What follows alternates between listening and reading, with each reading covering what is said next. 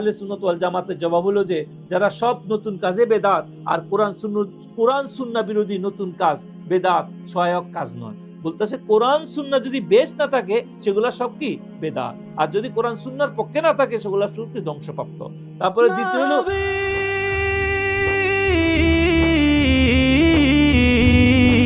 তুমি শাহী মদিনা, তুমি শাহী মদিনা।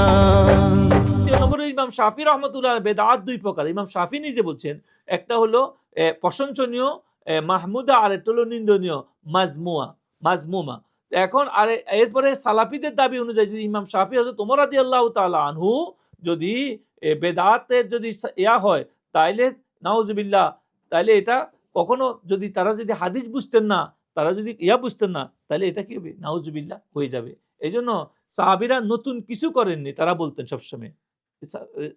এরা বলে সাহাবীরা এমন কোনো কিছু করেন নাই, কিন্তু আমাদের দাবি হলো হযরত বেলাল রাদিয়াল্লাহু তাআলা আনহু ওযুর পরে 2 রাকাত নামাজ নিজের থেকে পড়ছেন, সেটা রাসূল কখনো তাকে বলেন নাই, তো তিনিও তো বেদাত করছেন, ওটা বেদাতে হাসানা, উত্তম বেদাত।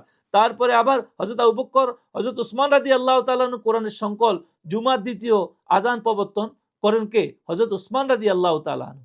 হযরত আবু বকর রাদিয়াল্লাহু তাআলা কোরআনের সংকলন করেছে, রাসূলের জামানায় এটা করেন নাই, তো সাহাবীরাও তো এটা বেদাত করছে, এটা বেদাতে হাসানা। তারপরে আবার আছে যে এগুলা দ্বারা আরেক সাহাবী নামাজ থেকে উঠি যে সামি আল্লাহু লিমান হামিদা রব্বানা লাকাল হামদান কাসীরা যোগ করছেন, সেটাও কিন্তু দোয়াতে যোগ করলেন, যেটা শুনে নবী সাল্লাল্লাহু আলাইহি ওয়াসাল্লাম প্রশংসা করছেন।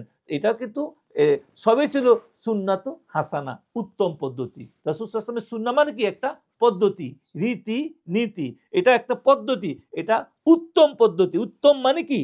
হাসানা। তো এই উত্তম পদ্ধতিটাকে বলা হয় বেদাত। নতুন বেদাত আসছে উত্তম পদ্ধতিতে। আহলে সুন্নাত ওয়াল জামাতের জবাব হলো যে যারা সব নতুন কাজে বেদাত আর কোরআন সুন্নাহ বিরোধী নতুন কাজ বেদাত, সহায়ক কাজ নয়। বলতেছে কোরআন সুন্নাহ যদি বেশ না থাকে সেগুলা সব কি বেদাত, আর যদি কোরআন সুন্নাহর পক্ষে না থাকে সেগুলা সব কি ধ্বংসপ্রাপ্ত।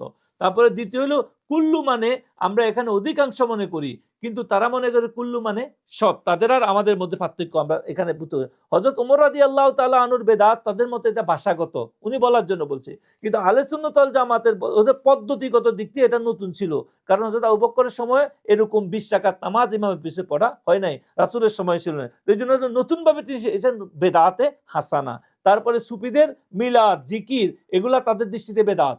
তারা যারা সালাফি তারা বলে আমরা যারা সুফিরা আউলিয়া কেরামেরা যারা মিলাদ পড়ি, আমরা জিকির করি, আমরা বিভিন্ন এগুলা কি বেদাত, আর এরা ওই বেদাত কুল্লু বেদাতিন দালালাতুল অংশ। কিন্তু এগুলা সুন্নাতুন হাসানা, যা মানুষের অন্তরে আল্লাহ পাকের মহব্বত সৃষ্টি করে। আল্লাহ পাকের মহব্বত কি করে? তারা সৃষ্টি করে।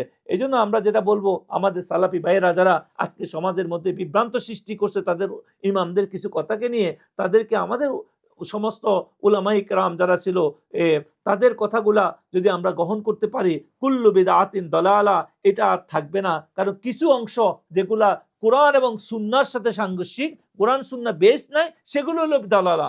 আর যেগুলা ইসলামের উত্তমের জন্য করা হয়েছে, মানুষের উত্তমের জন্য করা হয়েছে, সহিহ মুসলিম হাদিসের 1017 নম্বর হাদিসটা যদি আপনারা পড়েন, যেখানে নবী সাল্লাল্লাহু আলাইহি ওয়াসাল্লাম উত্তম পদ্ধতি বলছেন, সুন্নাতুন হাসানা বলছেন, সওয়াব ঘোষণা করেছেন, দিনকে সংকীর্ণ আপনারা করবেন না। কারণ রাসূল সাল্লাল্লাহু আলাইহি ওয়াসাল্লাম বলছেন যে যদি উত্তম কাজ করা হয়, আমরা মিলাদ কিয়াম করি, আমরা ঈদে মিলাদুন নবী পড়ি, আমরা জিকির করি, আমরা মাহফিল করি, আমরা কবর জিয়ারত করি, আমরা মাজার জিয়ারত করি, আমরা সেখানে আমরা যে সমস্ত উত্তম কাজগুলা করি যেগুলো কোরআন এবং হাদিসের সাথে মিল বেশ ঠিক আছে, তো সেগুলো অবশ্যই বেদাতে হাসানা।